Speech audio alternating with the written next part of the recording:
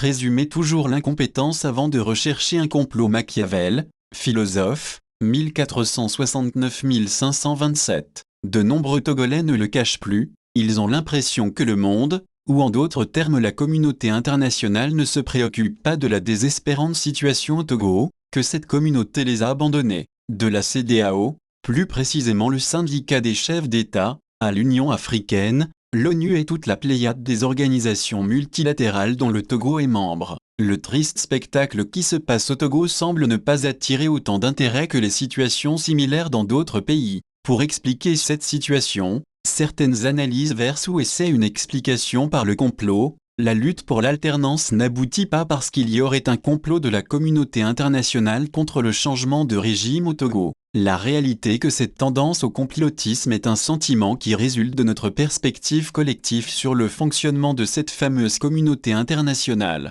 et aussi de notre méconnaissance de la dynamique de ce que les Occidentaux appellent, parfois affectueusement, intérêt national. D'abord, en ce qui concerne notre perspective collective, je ne dispose d'aucune donnée issue de sondages sur l'opinion des Togolais sur les relations internationales, notamment leurs attentes ou leur niveau de satisfaction vis de la communauté internationale, mais par rapport aux discours, aux publications et aux réactions sur les réseaux sociaux dont on a connaissance, les Togolais ont tendance à croire que parce que l'ONU ou les organisations multilatérales existent, elles sont automatiquement au service du bien commun à l'échelle mondiale, et surtout de la protection des plus faibles, y compris des populations vis-à-vis de leurs dirigeants qui les maltraitent. Les Togolais, autant que les Africains en général, croient que l'existence de ces organisations multilatérales constitue une sorte de bâton magique pour que les forts ne piétinent pas les faibles, pour que les ressources de l'Afrique cessent d'être pillées par les multinationales occidentales ou chinoises,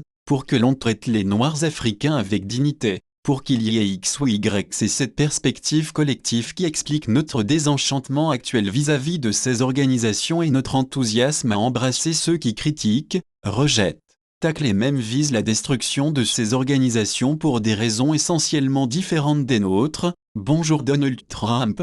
Depuis que l'être humain a compris qu'il peut obtenir certaines choses non pas par la bienveillance, mais plutôt par la ruse et la force sur les autres hommes, tout ce que l'être humain initie, même sous le couvert de causes nobles, est frappé du sceau de la ruse et de la force. Quelles que furent les nobles raisons qui ont présidé au lancement ou à la création de toutes les organisations multilatérales, la ruse et la force s'y sont invitées, soit dès le début, soit au fil du temps, de manière insidieuse ou manifeste, au point où ces institutions fonctionnent plus par la ruse et la force des uns sur les autres, plutôt que sur la base des principes de consensus, de partage, d'égalité, d'équité, de respect mutuel sur lesquels elles sont supposées être fondées. Nous passerions des pages et des pages à donner des exemples historiques, mais nous nous en tenons à donner cette idée générale sur notre perspective biaisée sur le fonctionnement du monde. Rien de ce qui organise les relations entre les pays ou les États, rien de ce qui fonde l'ordre mondial n'existe pour le bien de tous les habitants de la planète.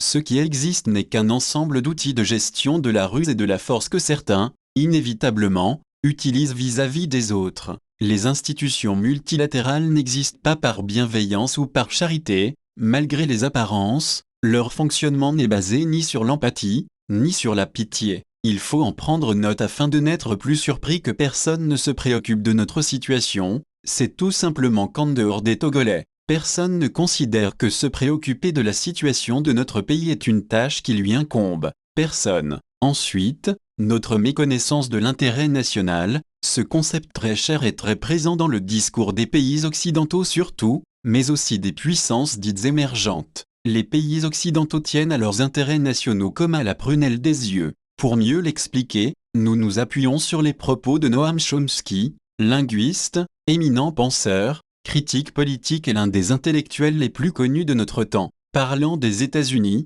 Noam Chomsky dit ceci: ce qu'on appelle l'intérêt national n'est en fait que l'intérêt des forces internes dominantes au sein de la société américaine. Par conséquent, l'intérêt national est constitué des intérêts de ceux qui sont riches, des grandes compagnies, celles qui déterminent la politique publique, etc.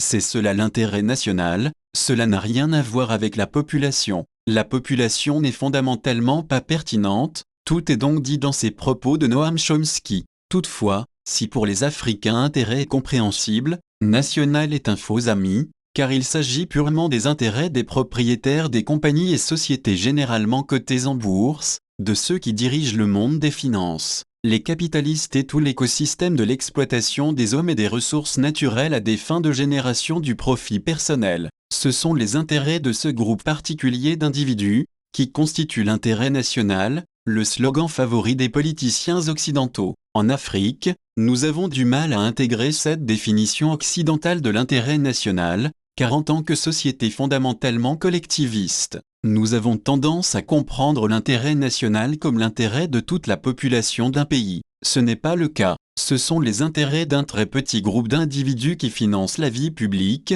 médias, partis et mouvements politiques de tous bords, associations citoyennes, entreprises, etc. Pour mieux définir les stratégies et donner une chance au changement politique tant attendu, la théorie du complot international contre ce changement n'est pas la bonne piste. C'est plutôt notre prise de conscience du mode opératoire, le modus operandi des institutions multilatérales qui peut nous aider à naviguer leurs subtilités, qui, rappelons-le encore une fois de plus, sont la ruse et la force. De plus, il nous faut circonscrire la myriade d'intérêts nationaux étrangers pour lesquels le basculement dans un nouveau régime civil non animé par la famille Gnassingbé constitue un risque. Dans le même sillon, cela demande aussi que l'on fasse la cartographie des intérêts endogènes, surtout corporatistes, pour lesquels la fin du régime actuel constituerait un défi existentiel. Tant que l'objectif, le changement politique effectif, n'est pas atteint, on peut toujours ajuster les tactiques. ABNYKYK